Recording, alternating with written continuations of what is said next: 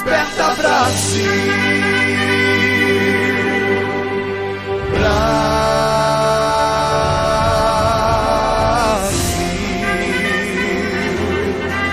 está na hora de orar, e Jesus vai libertar, todo aquele que nele crê. Se você o aceita, e em Deus confiar, muitas bênçãos vai receber. Desperta, Brasil, está na hora do Evangelho anunciar. Desperta, Brasil, o Evangelho de Jesus está no ar. Desperta, Brasil, ouve a voz do Salvador, que Ele é todos dias. Amados, queridos irmãos em Cristo Jesus, eu cumprimento a todos na santa e gloriosa paz do nosso Senhor e Salvador Jesus Cristo. Fico muito feliz porque novamente, queridos, nós retomamos o nosso estudo, passamos alguns dias descansando, Foi bom até para mim também, descansei um pouco, deu para meditar mais um pouco na palavra, Mas glória a Deus, mas nós estamos de volta com as bênçãos do nosso Deus, nosso Pai, o Todo-Poderoso, na graça do Senhor e na unção, no poder do Espírito Santo, nós estamos de volta com o nosso estudo. Vamos continuar recebendo do Senhor esta grande dádiva, que é aprendermos mais e mais da palavra do Senhor. Eu sempre digo uma coisa, irmãos, que quanto mais a gente aprende, mais a gente tem a aprender. A gente nunca chega ao limite de dizer, aqui eu já sei e basta. A gente sempre está aprendendo. Amém? E hoje nós estamos aqui para darmos a continuidade na nossa matéria que nós estamos estudando, a Dona Língua e Companhia, um estudo muito bom. E hoje nós estamos aqui para estudarmos a lição de número 11, a nossa 11ª lição. Já estamos caminhando para o final. E hoje nós vamos ver um pouco sobre a oratória como instrumento na proclamação. A oratória significa a habilidade de fazer discurso, a habilidade de pregar, algo assim. E nós vamos então aprendermos hoje sobre a oratória como instrumento na proclamação. Eu quero então convidar você para juntos estarmos lendo o texto bíblico, que o texto bíblico ele vem dizer para nós: e chegou a Éfeso um certo judeu chamado Apolo, natural de Alexandria, que era um varão eloquente e poderoso nas Escrituras. Este era instruído no caminho do Senhor e fervoroso do Espírito.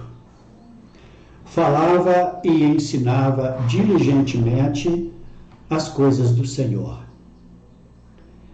conhecendo somente o batismo de João. Ele começou a falar ousadamente na sinagoga. Quando o ouviram, Priscila e Áquila o levaram consigo e lhe declararam mais pontualmente o caminho de Deus.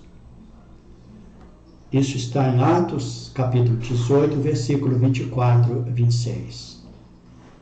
Então, olha que maravilha, foi como eu disse no início, né? Quanto mais a gente sabe, a gente nunca deve ter, né, o limite de achar que eu já sei, não preciso saber mais nada.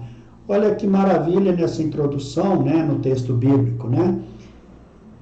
Este homem por nome Apolo, ele chegou proclamando a palavra de Deus, falando da palavra, falava ousadamente, quer dizer, ele sabia o que ele estava falando, né?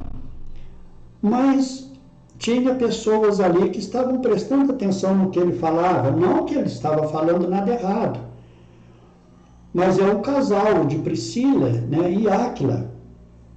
O levaram consigo, né, e declararam para ele, ensinaram para ele ainda mais pontualmente o caminho de Deus. Então, ainda aperfeiçoaram mais ainda na vida de Apolo aquilo que ele sabia, né? Olha que nós aprendemos com isso, né? Você, nós devemos estar sempre prontos a receber de outras pessoas um ensinamento maior. Isto é maravilhoso.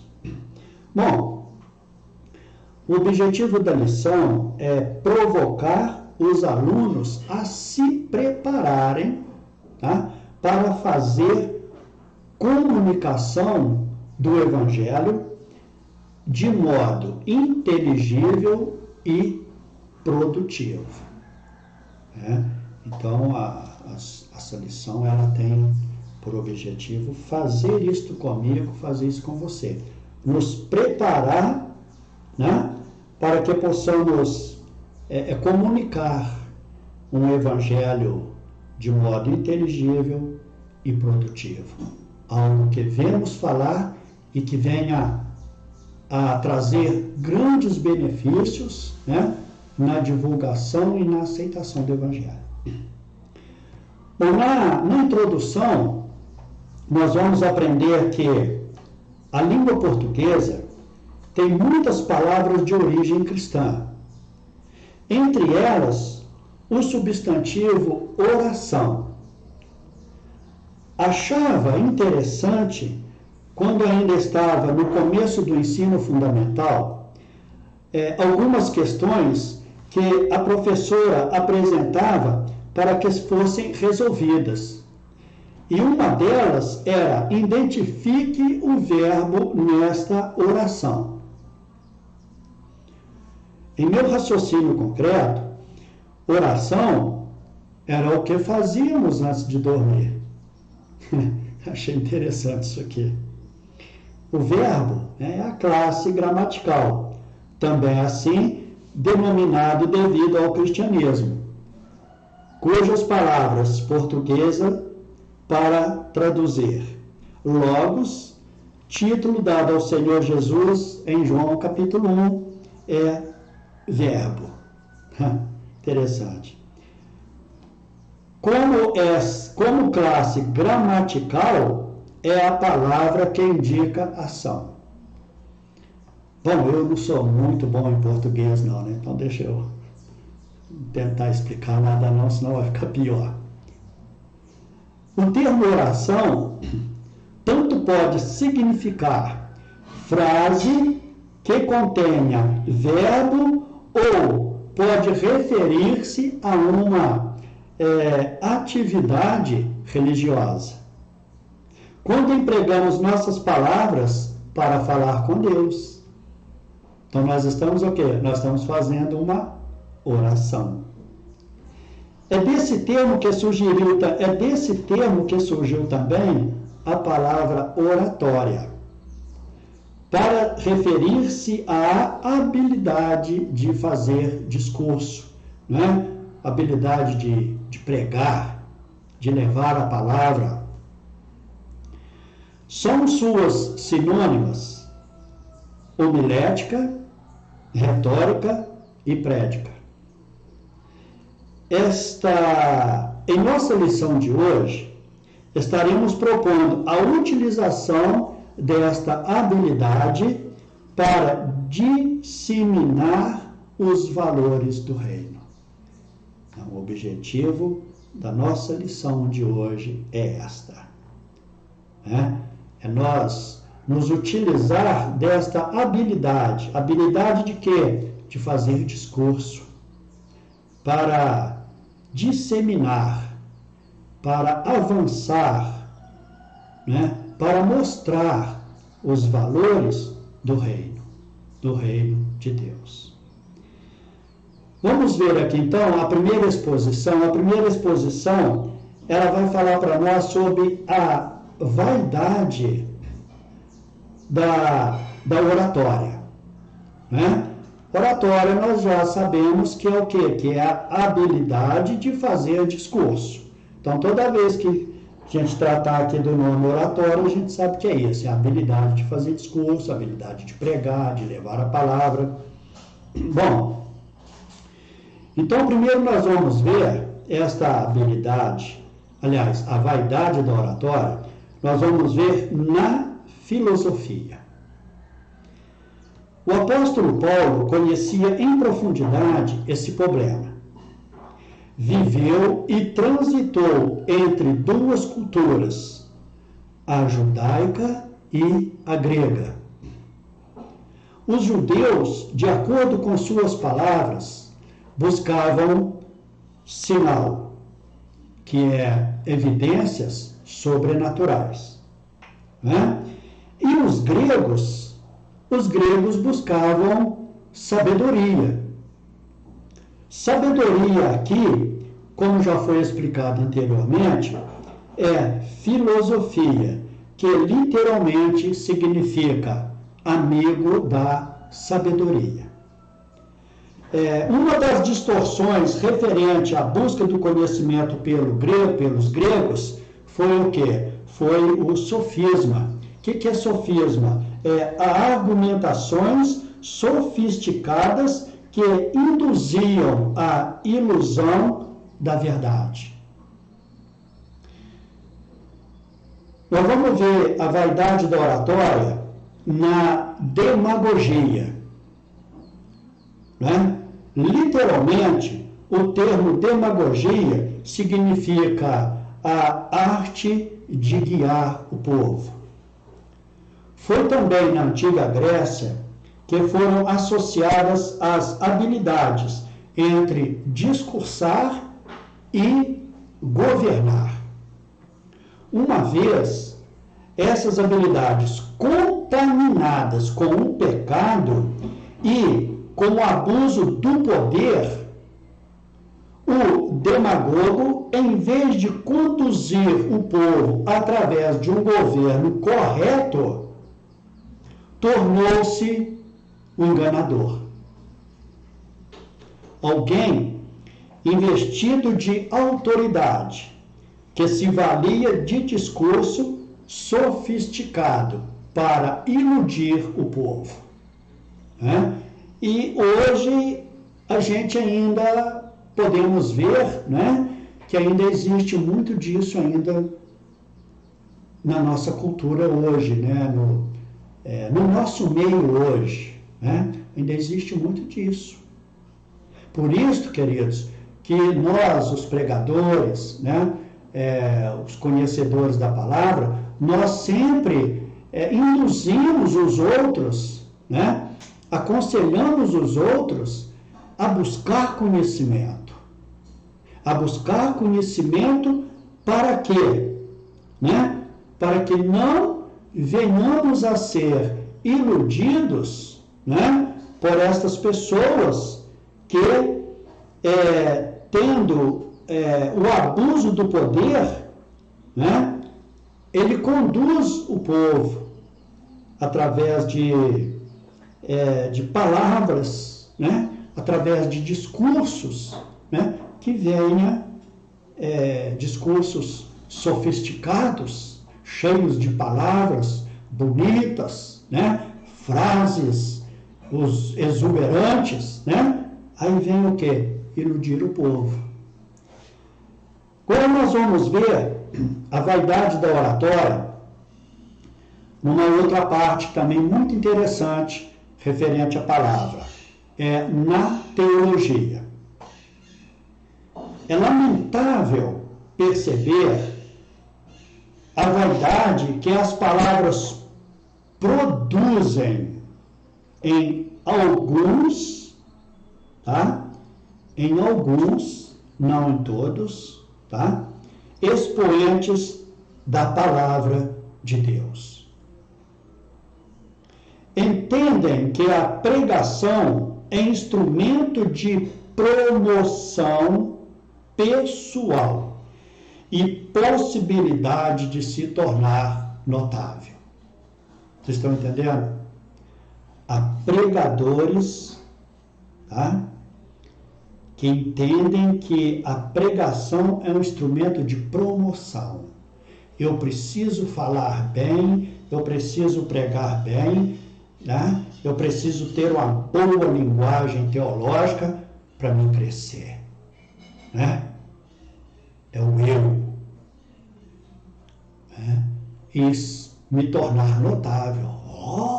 Pastor Timóteo, pastor fulano, nossa, como aquele homem fala. Pode falar 3 horas que a gente tem prazer, né? E está ali escutando, né? Mas ele está procurando, né? Se tornar notável. É seu, como eu costumo dizer, o bambambam da balachita, né? A última Coca-Cola do deserto. A última bolacha do pacote.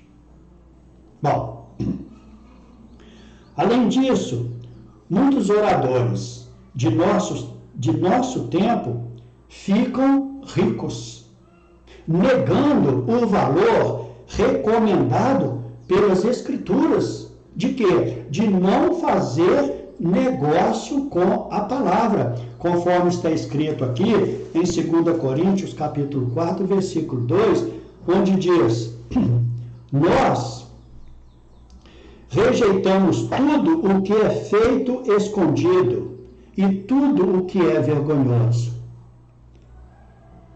Não agimos de má fé, nem falsificamos a mensagem de Deus. Pelo contrário, agimos sempre abertamente de acordo com a verdade. E assim as pessoas têm uma boa impressão de nós, que vivemos na presença de Deus. Então, isto é que nós temos que fazer, né? Nós temos que procurar fazer com que o reino de Deus seja manifesto. Bom, então, de acordo com esse texto que nós lemos, provavelmente alguns pregadores daquela época também procuravam tirar proveito financeiro da pregação, para Paulo poder, né, levado pelo Espírito Santo, escrever aqui no capítulo 4 de 2 Coríntios, no versículo 2, essas recomendações que ele nos deu, né? Essas pessoas estavam comprometendo o significado verdadeiro da comunicação do Evangelho. Então, nós devemos ter muito cuidado também para que isso não seja feito nos nossos dias de hoje. Nós vamos ver na exposição 2 a utilidade da oratória, né? Nós vimos na exposição 1 a vaidade da oratória. Agora nós vamos ver na exposição 2, nós vamos ver a utilidade da oratória. Quer dizer que a oratória ela é útil, né? Ela é útil para quê? Para pregar. É maravilhoso quando no desenvolvimento cristão normal, logo depois da conversão, é sentido o desejo de fazer o compartilhamento do Evangelho às pessoas que estão à nossa volta. Você se lembra, querido, quando você conheceu a palavra, quando você começou aí na igreja pela primeira vez, quando você começou a ouvir a palavra pela primeira vez, né? Aquilo te encantava, aquilo te maravilhava, né? Você se lembra que você ficava assim, eufórico, né? Você ficava afim de falar aquilo para outras pessoas. Você se lembra? Nossa, ontem eu fui lá na igreja e o pastor, o pregador falou isso, e assim, nossa, mas eu fiquei maravilhado com aquilo. Aí eu gostaria de falar um pouquinho para você também, né? Não é isso. Né? Isso ainda deve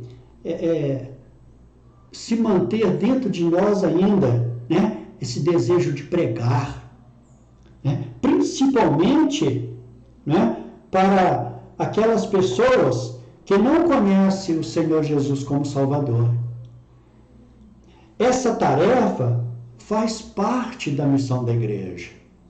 Olha, queridos, a gente sempre fala isso. Não é só o pastor, não é só o presbítero, não é só o diácono, não é só o evangelista, não é só o missionário que tem o dever, né, ou a obrigação de anunciar o evangelho, não.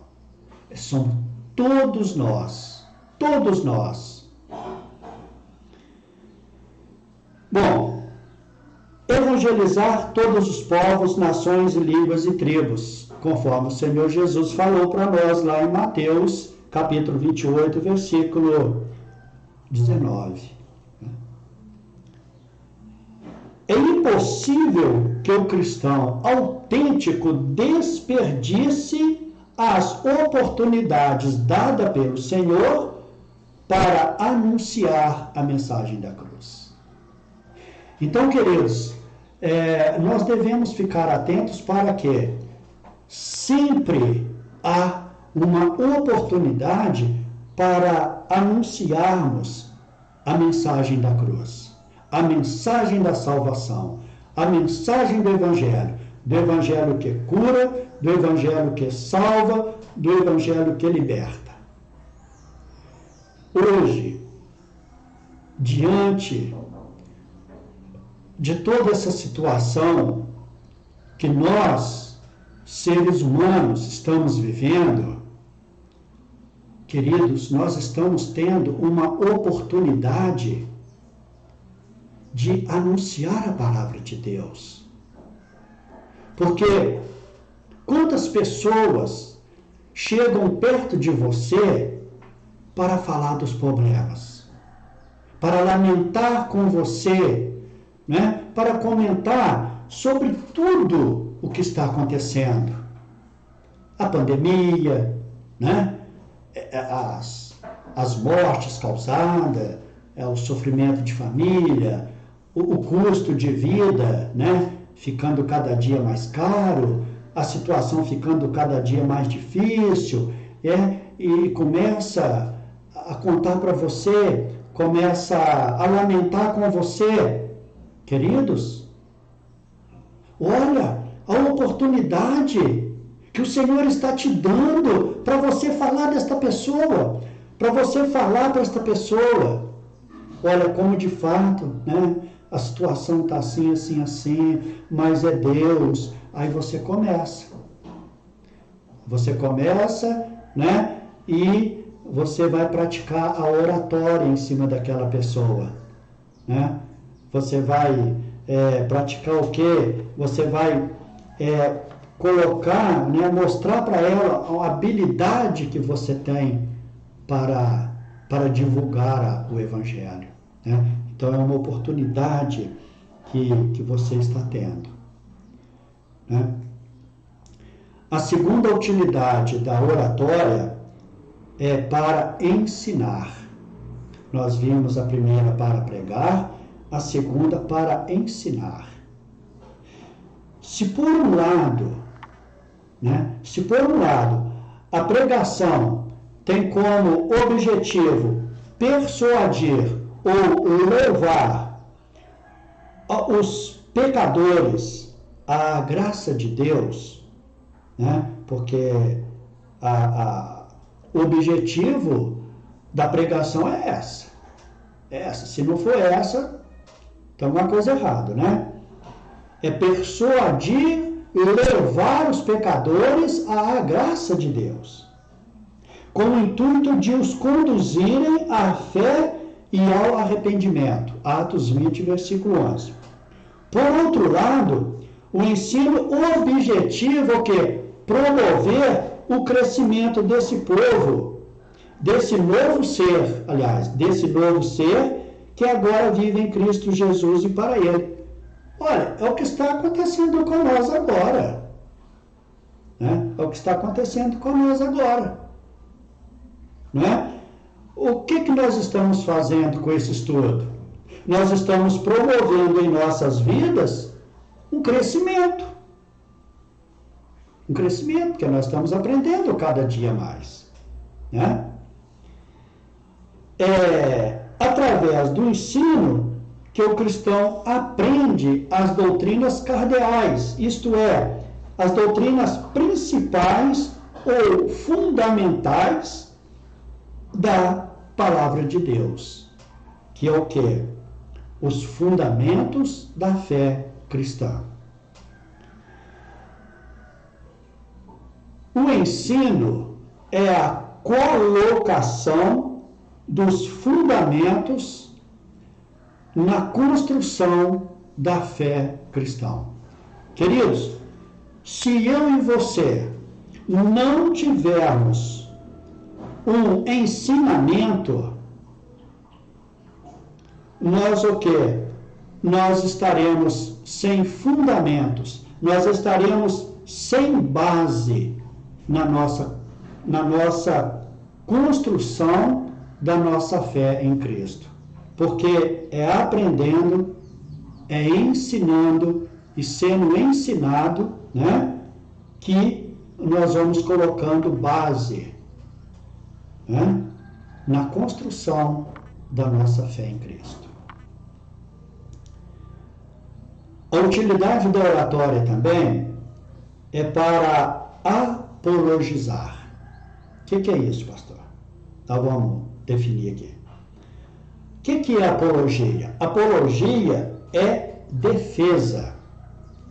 Em muitos momentos, os ensinadores da igreja se posicionaram como apologistas, ou seja, defensores das doutrinas fundamentais das Escrituras Sagradas. Por quê? Deus viu que era necessário isso, porque Satanás sempre procurou deturpar ou corromper a palavra de Deus. Em um sentido mais específico, procurou enfermar a igreja através de quê? Através das heresias que surgiram e proliferaram dentro da mesma. Então, naquele tempo lá atrás, já havia isso. Hoje também há. Por isso, queridos, está aí a importância de nós aprendermos a cada vez mais. Para quê? Para que essas heresias não venham a proliferar, não venham a aumentar, não venham a trazer confusão em mim e em você como igreja, né? E dentro das denominações. Bom, para impedir seu avanço, qual o avanço de quê? O avanço das heresias, tá? O Senhor levantou servos que não tiveram suas vidas por preciosas, nem sua reputação, para o quê? Para resgatar o verdadeiro significado da fé. Olha que coisa linda, né? Esse Deus é maravilhoso, né? Estevão foi o primeiro dessa fila, né? Ali em Atos 7. O apóstolo Paulo também defendeu a fé. diante de autoridades, né? Livres pensadores.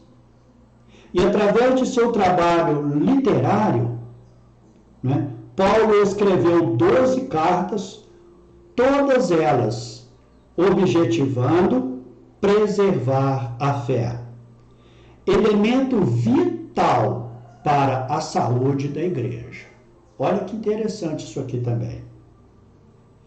A consistência das comunidades cristãs do primeiro século.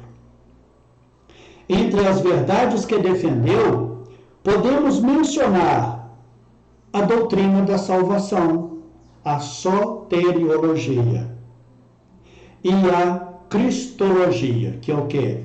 A doutrina de Cristo. Essa última, a doutrina de Cristo, por sinal, é muito clara na epístola aos Colossenses. Procura ler lá para você ver, meu amado irmão, né? Lá no livro de Colossenses. É um livro pequeno, me parece que tem três ou quatro capítulos, se não me falha a memória. É um livro pequeno, mas leia lá para você ver, né? Como a cristologia, né, é muito clara na epístola de Paulo aos Colossenses. Agora vamos ver aqui a exposição de número 3. Ela vem falar para nós sobre a espiritualidade da oratória. Primeiro, fé e obra, palavra e ação. Queridos, é preciso ter isto na nossa vida. Estou dizendo nossa porque eu creio, queridos, que todos nós somos pregadores da palavra, viu? Todos nós. Não estou aqui me colocando e os outros irmãos meus pastores, né, como pregador, não. Estou me colocando como todos nós somos pregadores da palavra de Deus. Você é um pregador da palavra de Deus, né? Então, precisamos fé e obras. Precisamos de palavra e ação. De modo geral, valorizamos muito o discurso, não é verdade? Sua beleza, harmonia e conteúdo. A expressão, o cara fala bem, é recorrente entre nós. E geralmente entendemos esse fala bem como ação de Deus na vida de quem? Na vida de quem está falando. Olha que maravilha isso. Quando você escuta um pregador que está expondo para você ali coisas maravilhosas, né? Você vai falar assim, nossa, esse pastor prega bem, esse irmão prega bem, né? Mas nós temos que colocar este prega bem como ação de Deus na vida de quem está falando, porque aquele camarada ali, meu querido, ele está sendo ele está sendo simplesmente um porta-voz de Deus, não está saindo nada dele, né? Nem sempre contamos com a harmonia entre palavras e frutos. O que o Senhor Jesus informou em suas palavras, lá em Mateus 7, 15 e 22, ao proferir o Sermão do Monte, Mateus 5, versículo 7. Olha, atenta bem para isso aqui.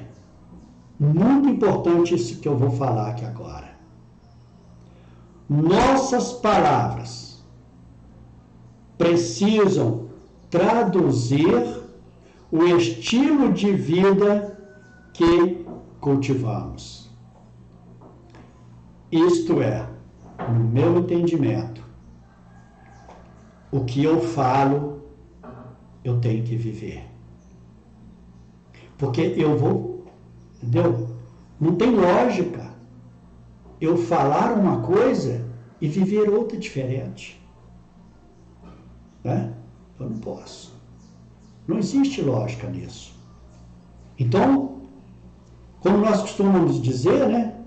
Eu tenho que pregar aquilo que eu faço, aquilo que eu vivo. Se eu vivo uma vida de oração, queridos, eu vou pregar, eu posso falar, Deus me deu essa autoridade para falar sobre oração.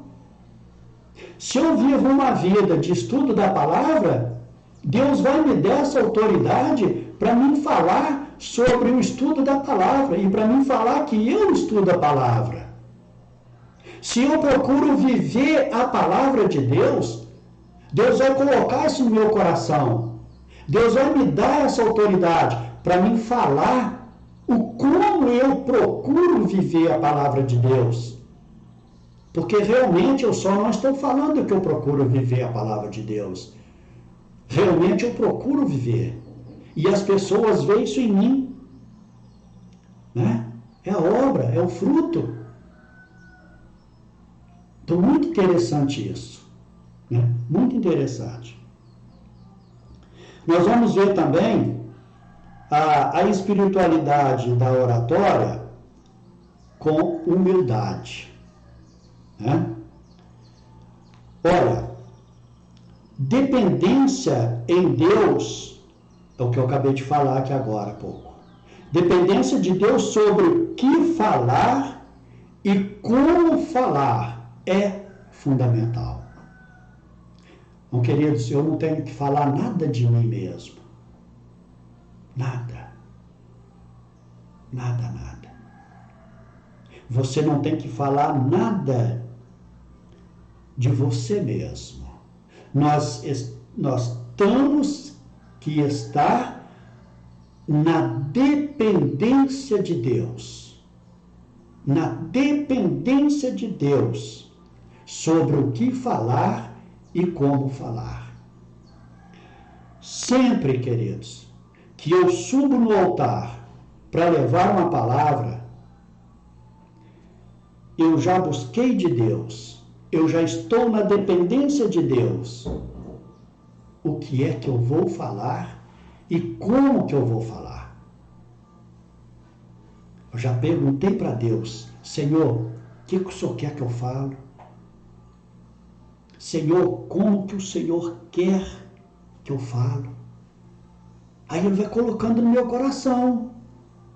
Filho, você lembra aquela passagem lá no livro, vou dar um exemplo aqui, lá no livro de Deuteronômio, capítulo, sei, dá uma olhadinha lá. Aí eu vou lá, olho, nossa, Deus, olha. Aí Ele vai me levando em outros versículos, em outras passagens, e outros exemplos, e aquilo vai ficando no meu coração. Né? Por quê?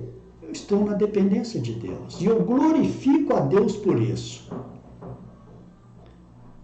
Falar o que o Senhor deseja que falemos. E não o que achamos que deve ser dito. Um dia que eu subi no púlpito, queridos, para pregar, qualquer pregador, não é só eu não, para falar, tá? O que nós achamos que deve ser falado, sinceramente, essa pregação não vai fluir, não. As pessoas que estiverem dentro da igreja naquele dia vão entrar vazio e vão sair mais vazio ainda. Porque nós não falamos nada que veio de Deus. Nós falamos o que veio de nós. É o eu. E isso é perigoso. A correta compreensão sobre esse quesito pode tornar nossas palavras significativas e úteis na transformação de vida. Olha que coisa bacana, olha que coisa interessante. Quando nós falamos na dependência de Deus sobre o que Ele quer que a gente fale e sobre como Ele quer que a gente fala, olha, isso vai trazer significativas mudanças e úteis transformação na vida de outras pessoas. Porque Deus sabe perfeitamente perfeitamente bem o que é que aquelas pessoas que estão ali dentro do templo, né, precisam ouvir. Ele sabe perfeitamente bem, por isso que ele põe no nosso coração: filho, eu quero que você fale sobre isso. Ponto final. Porque ele sabe que ali vai haver pessoas que precisam ouvir aquilo. Esse Deus é maravilhoso. Glória a Deus. Louvado seja o Senhor. Mas a gente tem que estar na dependência de Deus. E uma outra coisa aqui também: ser humilde é permitir que a palavra de Deus seja a fonte de sabedoria e inspiração para todos os nossos atos e também palavras. Ter experiência dos discípulos no caminho de Emaús. Sentir o coração arder está entre as experiências mais gloriosas a serem experimentadas pelos humanos. Coisa linda, né, amados? Nós estamos caminhando para o final. Que pena, né? Mas tudo tem um fim, né? A própria palavra diz: há tempo para tudo. A espiritualidade da oratória também, queridos, que seja tudo para a glória de Deus. A Bíblia diz: ó profundidade das riquezas, tanto da sabedoria como da ciência de Deus. Quão insondáveis são os seus juízos e quão inescrutáveis os teus caminhos. Porque quem compreendeu a mente do Senhor? Ou quem lhe deu primeiro a ele, para que lhe seja recompensado? Porque dele, e por ele, e para ele, são todas as coisas. Glória, pois, a ele eternamente. Amém. Romanos 11, 33 a 36. Nossas palavras não são nem técnicas, nem frias e calculistas. Nossas palavras são verbalizações que fazemos. Porque temos Cristo em nosso coração. E por isto falamos daquilo que há abundância em nosso ser. Vocês lembram quando o Senhor Jesus Cristo disse que a gente fala o que o nosso coração está cheio? É isso aqui. Falamos daquilo que há abundância em nosso ser. Glória a Deus. Se o meu coração está cheio da graça de Deus, cheio da maravilha de Deus, cheio da bondade de Deus, cheio do amor de Deus, cheio, né, da sabedoria de Deus, o que é que eu vou falar? Vou falar isso. Amém? Para concluir, sempre digo que os cristãos evangélicos possuem habilidades para a comunicação. Uma boa parte do nosso povo não se sente acanhada em falar em público. E com o microfone na mão, é mais desinibida que muitos que não têm vivência na igreja. Isto merece um elogio.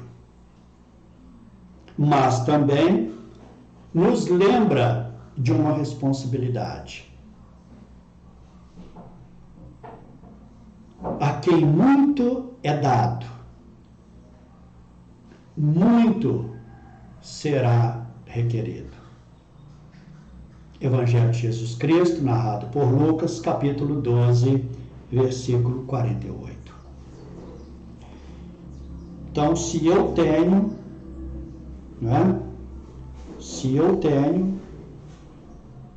se Deus me deu a capacidade de falar, de pregar, de anunciar a palavra, eu tenho que fazer isto, porque me foi dado.